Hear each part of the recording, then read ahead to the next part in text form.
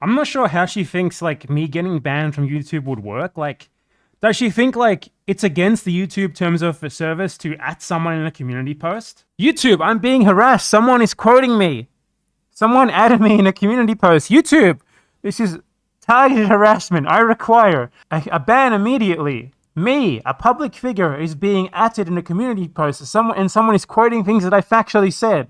We need an immediate ban now. Did she think that would result in anything? The classic Zionist strategy of reframing themselves as the victim. She's like, oh, ooh woo, I'm so cute in anime as I endorse genocide. And then when she gets called out on it, she's like, oh no, I'm being victimized and harassed here. Ooh, please support me.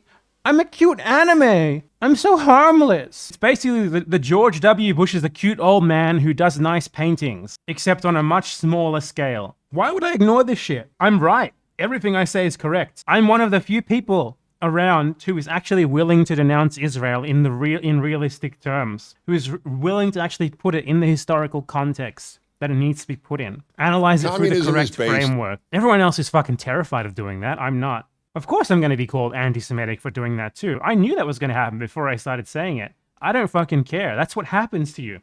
It's going to happen to you whether you denounce it in the terms of settler colonialism and genocide, which you should rightfully, or whether you denounce it even in more like so-called centrist terms because you're fucking terrified of being cancelled, Jeremy Corbyn style. I've had enough of the fucking crocodile tears. You should have had enough of the crocodile tears too, a long time ago. If you had any heart, you would be crying for the Palestinians, as the great Norman Finkelstein said. Well, he was great.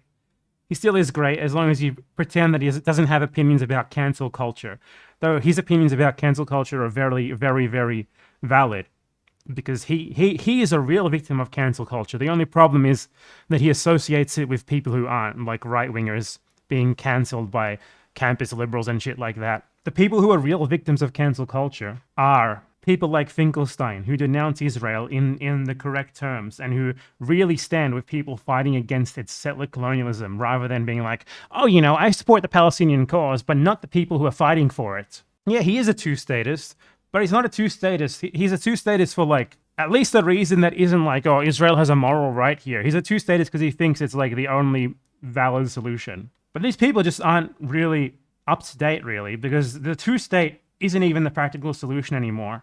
It's impossible because of the Israeli settlements. So even if someone is a two-statist, it's mostly just because they're stuck in their old like 1970s, 1980s, 1990s era solution, because they're old. Like both a moral and material analysis of the situation shows that the only possible solution is one state at this point. Two-state isn't even a compromise anymore. It's impossible.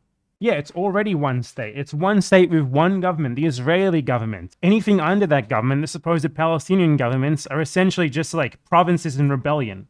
Not even effective rebellion. The West Bank is ruled by a government that is half collaborationist. Not even ruled by it. Obviously, the Israeli military and police have free fucking reign over the West Bank. There's no Palestinian government in the West Bank. There's barely even a Palestinian government in Gaza. All there is really in Gaza is an armed militant group that have managed to create a no-go zone for Israeli forces. Nothing more. In all practical material terms, Israel is still the ultimate authority over all of Palestine. The ultimate holder of the ultimate monopoly of violence. Gaza and the West Bank are Bantustans.